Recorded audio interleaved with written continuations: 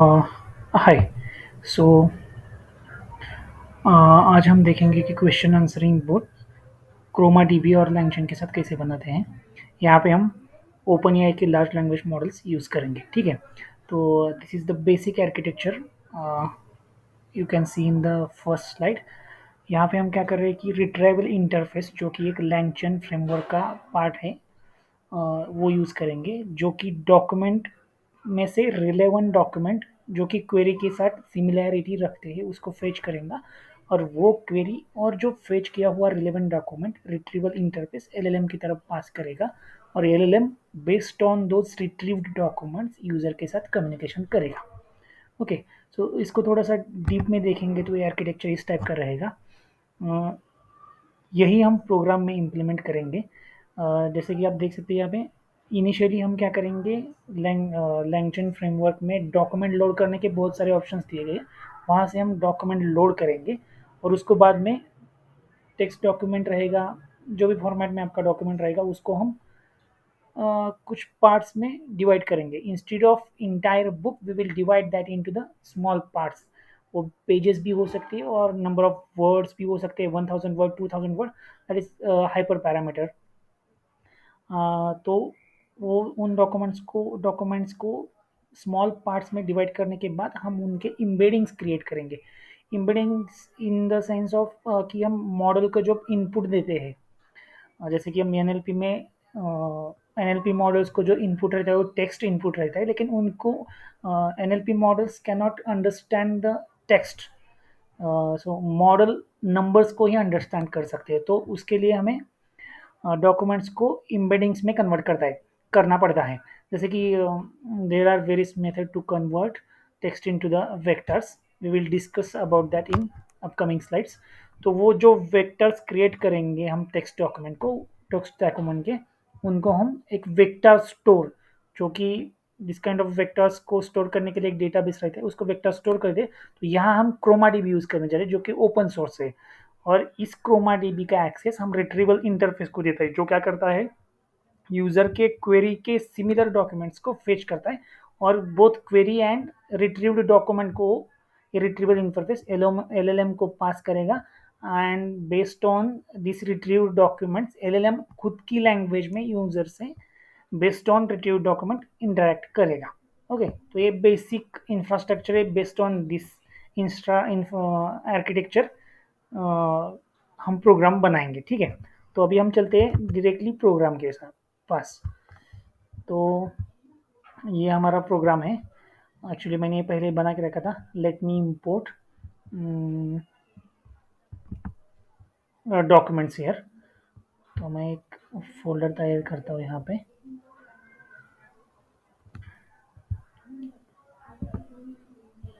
इसका नाम मैं देता हूँ डॉक्स, ठीक है। और यहाँ पे मुझे कुछ डॉक्यूमेंट्स अपलोड करने हैं, तो डाउनलोड में जाके मैं कुछ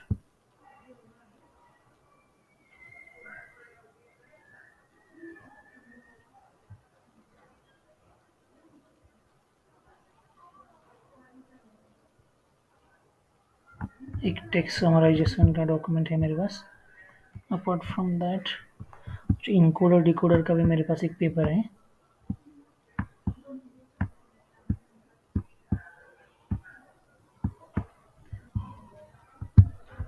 ओके। तो ये डॉक्यूमेंट मैं अपलोड करके लेता हूँ यहाँ पे, जिसके ऊपर हम क्वेश्चन आंसरिंग बोर्ड बनाएंगे।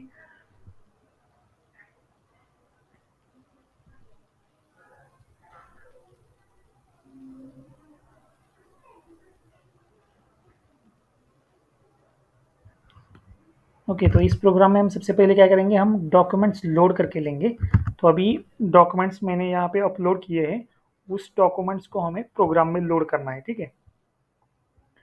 तो सबसे पहले तो क्या करेंगे, हम इंस्टॉल ओपन ए आई लैंगचैन और सेंटेंस ट्रांसफॉर्मर जो कि इम्बेडिंग्स क्रिएट करने के लिए यूज़ करेंगे, उनको डाउनलोड करके लेते हैं हम अपने प्रोग्राम में, ठीक है। मैं ये पहले ही प्रोग्राम रन कर चुका हूँ, फिर से एक बार डिस्कनेक्ट हुआ था इसलिए मैं फिर से रन कर रहा हूँ पूरा।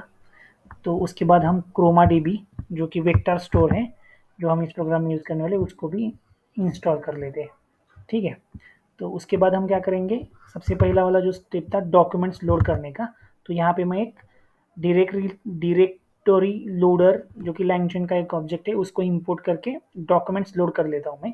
इसके अलावा लैंगचेन में बहुत सारे ऑप्शन है different type of documents import करने के लिए। आप लैंगचेन के डॉक्यूमेंट्स में जाके चेक कर सकते हैं, वहाँ पे आप CSV डॉक्यूमेंट्स डॉक फॉर्मेट में, इवन व्हाट्सएप चैट भी आप इंपोर्ट कर सकते हैं यूजिंग लैंगचेन ऑब्जेक्ट्स। तो यहाँ पे मैं क्या क्लियर कर रहा हूँ, ये जो डॉक का पाथ है उसको मैं dir नाम के ऑब्जेक्ट में पास कर रहा हूँ, और ये dir जाके डॉक्यूमेंट्स को फेच करेगा पूरा। ठीक है, तो यहाँ पे मैं फिर एक बार रन करता हूँ इसको, और इसके पीछे कुछ NLT के लाइब्रेरीज यूज़ किए हुए हैं जो कि यहाँ पे नीचे दिखा रहा है। और उसके बाद हम देखेंगे लेंथ ऑफ डॉक्यूमेंट्स, जो कि हमने देखा 2 डॉक्यूमेंट्स हमने ऑलरेडी अपलोड कर दिए हैं।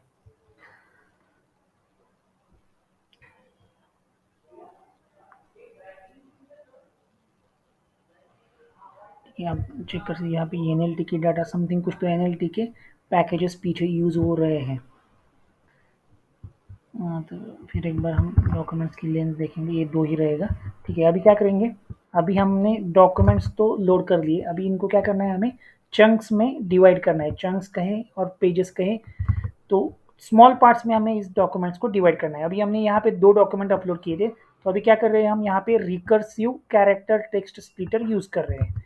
तो ये क्या होता है वो भी देख लेंगे हम, चलिए। तो रिकर्सिव कैरेक्टर टेक्स्ट स्प्लिटर जो होता है वो इनिशियली क्या करता है, जो बड़ा वाला डॉक्यूमेंट हमने अपलोड किया है उसको स्मॉल स्मॉल पार्ट्स में डिवाइड करता है। तो इनिशियली ये देखता है कि इसमें से पैराग्राफ कौन से पैराग्राफ सेपरेट करता है, और जब वो फाइंड आउट करेगा कि ये पैराग्राफ में भी more than chunk size words आते हैं, यहाँ पे हमने चंक साइज जो कि 1000 मेंशन किया है, आप इसको चेंज भी कर सकते हैं, लेकिन you can not keep this chunk size too large, so that model जब उसका आउटपुट क्रिएट करेगा तो मॉडल को पूरा आउटपुट जो रहता है, सपोज यहाँ पे हम GPT 3.5 मॉडल यूज करेंगे तो इसका मैक्सिमम टोकन लिमिट 4096 है। तो आप जब चंक साइज उसका बहुत ही ज़्यादा रखेंगे तो उसका आउटपुट भी उसको उसी रेशियो में क्रिएट करना पड़ेगा, लेकिन हमारे मॉडल का आउटपुट इनपुट और प्रॉम्प्ट इसका टोटल टोकन साइज 4096 ही अलाउड है। तो हम यहाँ पे 1000 चंक साइज ले रहे हैं यहाँ पे। ठीक है, तो ये टेक्स्ट स्प्लिटर है, जो पैराग्राफ देखेगा उसमें 1000 मोर देन 1000 वर्ड आते हैं तो वो सेंटेंस वाइज जाएगा, और फिर बाद में वो टेक्स्ट वाइज स्प्लिट करेगा। ठीक है, और इसमें हमने overlap 30 characters as a overlap character रखे हैं हमने, sorry 30 tokens as a overlapping tokens रखे हैं। इसका मतलब है जब हम एक डॉक्यूमेंट को डिफरेंट पार्ट्स में डिवाइड करते हैं तो पिछला डॉक्यूमेंट और नेक्स्ट डॉक्यूमेंट के बिटवीन 30 ऐसे वर्ड्स रहेंगे कि दोनों साइड में सिमिलर रहेंगे, तो जाके सेकंड डॉक्यूमेंट का कनेक्शन कुछ तो पिछले डॉक्यूमेंट से लगेगा। ठीक है, तो हम यहाँ पे आते हैं और हम रिकर्सिव कैरेक्टर टेक्स्ट स्प्लिटर यहाँ से इंपोर्ट करते हैं। इसके अलावा 4 और टेक्स्ट स्प्लिटर लैंग्वेज में अवेलेबल है, आप जाके डॉक्यूमेंट में चेक भी कर सकते हैं और यूज़ करके उसका भी रिजल्ट दे सकते हैं। ठीक है, तो अभी ये रिकर्सिव टेक्स्ट स्प्लिटर यूज़ करने के बाद हमारा डॉक्यूमेंट जो है इंटायर वो 109 डॉक्यूमेंट्स में स्प्लिट हो चुका है। ठीक है, इनिशियली हम हमारे 2 थे, अभी जाके वो 109 बन चुके हैं। ठीक है, तो अभी देखिए इस आर्किटेक्चर में हमने डॉक्यूमेंट लोड किया, उसको चंक्स में स्प्लिट किया, अभी उसके क्या करने, इम्बेडिंग्स क्रिएट करने। ठीक है, तो इम्बेडिंग्स क्रिएट करने के ठीक है, पहले हम कंसेप्ट देख लेते हैं, बाद में प्रोग्राम की तरफ जाते हैं। ठीक है, तो जब भी हमें टेक्स्ट डॉक्यूमेंट मॉडल को देना होता है तो उसको हमें न्यूमेरिकल फॉर्मेट में कन्वर्ट करना होता है। तो क्लासिकल एनएलपी में हम क्या यूज करते थे, bag of words, count vectorizer, TF IDF and word to vec use करते थे। ठीक है, लेकिन bag of words, count vectorizer और TF IDF इन मेथड्स में डॉक्यूमेंट्स में सीक्वेंस ऑफ वर्ड्स मेंटेन नहीं कर पाता था। जैसे कि बैक ऑफ वर्ड में वो कुछ सेंटेंस रहेगा, डॉक्यूमेंट रहेगा, उसकी सीक्वेंस मेंटेन नहीं कर पाता था। सेम सिचुएशन काउंट वेक्टराइजर की थी और TF IDF की थी। तो उस उन सीक्वेंस मेंटेन नहीं कर पाता था, तब जाके उसको उन ड्रॉबैक्स को ओवरकम करने के लिए वर्ड टू वेक आया। ओके, तो वर्ड टू वेक क्या करता है कि एक जैसे कि यहाँ पे क्वीन है तो उसके वर्ड इम्बेडिंग क्रिएट करेगा वो, ठीक है। तो एक वर्ड के लिए n डायमेंशन ऑफ वो वर्ड एम्बेडिंग क्रिएट करेगा, ठीक है। तो मॉडल को उसकी अंडरस्टैंडिंग आएगी कि जैसे वो सीक्वेंस मेंटेन करता है जब वर्ड टू वेक हम वेक्टर्स क्रिएट करते हैं, तो वो वेक्टर्स उस सेंटेंस की सीक्वेंस मेंटेन करते हैं जो जाके हमें लार्ज लैंग्वेज मॉडल के लैंग्वेज मॉडल्स को अंडरस्टैंडिंग के लिए नेसेसरी होता है, ठीक है। तो इसी वजह से हम यहाँ पे इम्बेडिंग्स क्रिएट कर रहे हैं जो जाके मॉडल को फिट करेंगे, ठीक है। तो यहाँ पे हम जो मॉडल जो इम्बेडिंग्स क्रिएट करने के लिए मॉडल यूज कर रहे हैं वो है ऑल मिनी LM L6V2। देखिए ये एक हगिंग फेस पर एक ओपन सोर्स मॉडल है जो जाके 384 डायमेंशनल डेंस वेक्टर एक टोकन के लिए क्रिएट करता है, ठीक है। तो बहुत सारी सिचुएशन ऐसी भी आएंगी जहां model will not be able to understand entire meaning of the token. तब आप क्या कर सकते हैं, more than 384 dimensional dense vector use कर सकते हैं। जैसे कि there are some open source models available on Hugging Face website which can generate I think 700 plus dimension dense vector for one token, and there are also some models which are able to create less than 128 or something dense vectors। तो depend करता है case to case हमें कितने dimensional dense vector चाहिए, ठीक है। यहाँ पे हम ऑल मिनी LM L6V2 ये मॉडल इम्बेडिंग्स क्रिएट करने के लिए यूज कर रहे हैं, ठीक है। अभी प्रोग्राम में देखते हैं। तो यहाँ जाके हमने ये सेंटेंस ट्रांसफॉर्मर इम्बेडिंग्स इंपोर्ट किया और उसके मदद से हमने इम्बेडिंग्स क्रिएट करना है। तो अभी यहाँ पे क्या हो गया, इम्बेडिंग्स क्रिएट हो गए। तो अभी इम्बेडिंग्स को हमें वेक्टर स्टोर में स्टोर करना है, जो कि हम यहाँ पे Chroma DB as a vector store use कर रहे हैं, ठीक है। तो यहाँ पे इम्बेडिंग्स क्रिएट हो चुकी है और अभी जाके हम क्या करेंगे, क्रोमा का एक डेटाबेस डिक्लेयर करेंगे और क्रिएट करेंगे डीबी। तो उसमें हम हमारे जो डॉक्स है स्प्लिट हुए हुए डॉक्स उसमें पास करेंगे और इम्बेडिंग्स में जो मॉडल हम यूज कर रहे हैं तो ये मॉडल इसके इम्बेडिंग्स क्रिएट करके डीबी में स्टोर करेगा, ठीक है। तो ये हो गया वेक्टर स्टोर क्रिएट। अभी उसके आगे वाली स्टेप क्या थी, एक रिट्रीवल इंटरफेस तैयार करना है। देखिए रिट्रीवल इंटरफेस तैयार करने के लिए हम लैंगचेन का एक चेन ऑब्जेक्ट यूज करते हैं। चेन एक कंपोनेंट है उसका, उसके भी फाइव टाइप्स है लैंगचेन में अवेलेबल। तो यहाँ पे हम 2 चेन्स यूज करके देखेंगे, बाकी के भी आप यूज करके देख सकते हैं, ठीक है।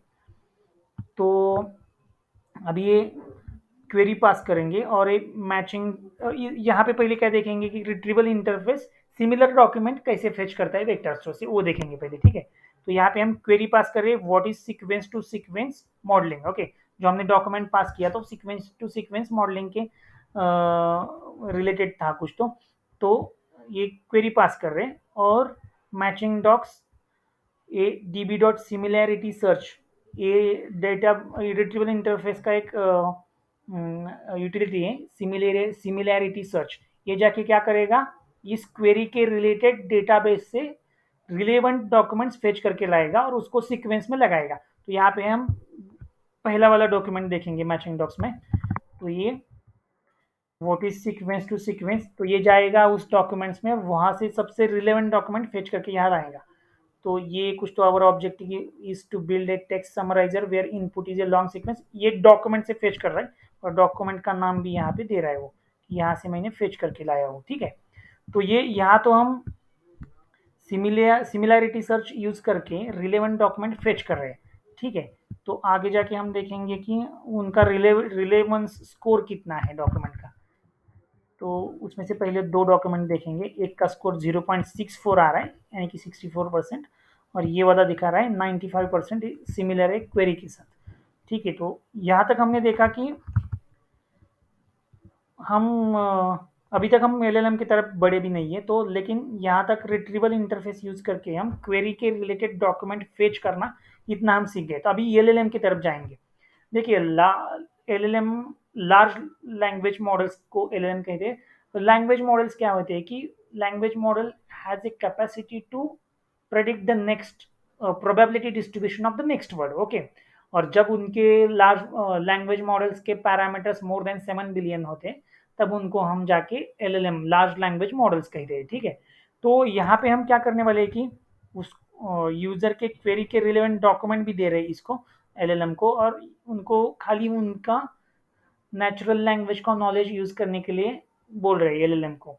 तो जाके ये क्या करेगा एलएलएम, अपनी भाषा में यूजर को यहाँ से कुछ लर्न करेगा, जो रिलेवेंट डॉक्यूमेंट है उससे लर्न करेगा, और इसको जो प्रॉम्प्ट दिया हुआ है कि as you are a conversational agent, और उसको हम प्रॉम्प्ट दे के बताएंगे कि how you have to answer the users, in what manner you are suppose to answer the user. और सपोज इनको कोई स्मॉल एज के बच्चों को जवाब देना है, तो वो भी हम प्रॉम्प्ट में बता सकते हैं कि you should answer in A such A way that 10 years boy can understand the language. तो ऐसे हम प्रॉम्प्ट दे सकते हैं, तो उस हिसाब से ये यूजर के साथ इंटरेक्ट करेगा, ठीक है। तो यहाँ पे जाके हम एक्चुअली क्रोमा डीबी का एक परसिस्टेंस और इंस्टेंस भी क्रिएट कर सकते हैं हम, जो कि सपोज हम इसको डिप्लॉय करने जाएंगे, तब वो वेक्टर स्टोर जो है, जो लोकल डायरेक्टरी, अदरवाइज हम क्लाउड पे उसको इंस्टेंस क्रिएट कर सकते हैं और वहाँ से वो रिट्रीव करेगा। तो यहाँ पे जाके हम क्या करेंगे, इसका एक इंस्टेंस क्रिएट करेंगे, वो ये लोकल डायरेक्टरी में क्रिएट होगा, ठीक है। यहाँ पे वो क्रिएट हो गया। तो उसके बाद हम क्या करेंगे, एलएलएम यहाँ पे डिक्लेयर करेंगे, ठीक है। तो हम यहाँ पे GPT 3.5 टर्बो ए ओपन एआई का मॉडल यूज़ कर रहे हैं। यहाँ पे हम एक टेम्परेचर भी पास कर सकते हैं, बाय डिफ़ॉल्ट उनका 0.7 टेम्परेचर रहता है। 0 टेम्परेचर इसका मतलब होता है कि जो डॉक्यूमेंट से हम रिट्राइव कर रहे हैं उसी वर्ड्स में वो कम्युनिकेट करने के लिए इंसर्ट करता है टेम्परेचर, और सपोज हम उसको 1 रखते हैं, तो मॉडल उसके ऊपर रिक्रिएटेड आंसर दे सकता है बेस्ड ऑन रिट्रीव्ड डॉक्यूमेंट्स। तो अभी हम जो मॉडल जनरेट किया है उसको यहाँ पे हम एक चेन के अंदर लोड करेंगे और हमारी क्वेरी रन करेंगे, ठीक है। यहाँ पे हम चेन का टाइप स्टफ ले रहे हैं, ओके। इसके अलावा 2-3 चेन टाइप रहते हैं। स्टफ यानी कि जितने भी रिलेवेंट डॉक्यूमेंट है सबको उठाओ, ओके। उसके बाद रिफाइन एक टाइप आता है जो कि एकदम रिलेवेंट डॉक्यूमेंट रिफाइन करके लेता है, तो उसका ऑब्वियसली उसका आउटपुट भी इससे थोड़ा अच्छा होगा, तो आप वो भी ट्राई करके देख सकते हैं। मैं खाली यहाँ पे स्टफ यूज़ कर रहा हूँ। और वर्बोज इक्वल टू ट्रू रखने का मीनिंग ये होता है कि जब हम रन करेंगे उसके पीछे how it prompts AI, machine का मैसेज क्या होगा, एआई का मैसेज क्या होता है, वो हम देख सकते हैं, ठीक है। तो अभी हमने लोड क्यूए चेन, इसके द्वारा हमने सब कंपोनेंट्स को चेन किया है, और यहाँ पे हम एक क्वेरी उसमें पास करेंगे और उसका आउटपुट क्या आता है हम देखेंगे, ठीक है। ये देखिए, ये अंडर द फूड ये होता है उसके, देख सकते हैं हम इसका पहले तो ये मॉडल का बाय डिफ़ॉल्ट प्रॉम्प्ट क्या है, जो कि है कुछ तो प्रॉम्प्ट दिया है मॉडल का, बाय डिफ़ॉल्ट कुछ तो प्रॉम्प्ट रहेगा। use the following pieces of context to answer the user question. If you don't know the answer, just say that you don't know. Don't try to make up an answer. Okay, ये तो by default दिया हुआ prompt है, हम इसको custom prompt भी पास कर सकते हैं और इसका बिहेवियर एज पर हम हमारे नीड हम चेंज कर सकते हैं। तो इसने क्या आउटपुट दिया है देखते हैं। देखिए, उसने उस डॉक्यूमेंट से फेच करके अपनी लैंग्वेज में ये आउटपुट दिया है। इनकोडर डिकोडर क्या होता है, ठीक है, ये आंसर उसने दिया है। वो अभी हम क्या करेंगे, दूसरा एक चेन यूज़ करके सेम क्वेरी पास करेंगे, जो कि यहाँ पे रिट्राइवल क्यूए चेन यूज़ करेंगे। तो इसकी खासियत क्या है कि यहाँ पे हमें जो रिलेवेंट डॉक्यूमेंट फेच करने का काम है ये खुद करता है, ठीक है। तो रिट्राइवर एक डिफाइन करना पड़ता है, जो एज ए रिट्रीवर डीबी को एज ए रिट्रीवर ऑब्जेक्ट बनाएगा, और ये खुद जाके रिलेवेंट डॉक्यूमेंट फेच करके लाएगा, और यहाँ पे हमको आंसर इसकी लैंग्वेज में देगा। तो आउटपुट तो काइंड ऑफ सिमिलर ही रहता है, लेकिन there are 4 ways to combine all those components into the chain. So ये उसका आउटपुट है। थोड़ा कुछ डिफरेंट लग रहा है इसका साइज, इसके number of output tokens are small than earlier this one. So this is all from my side. Thank you.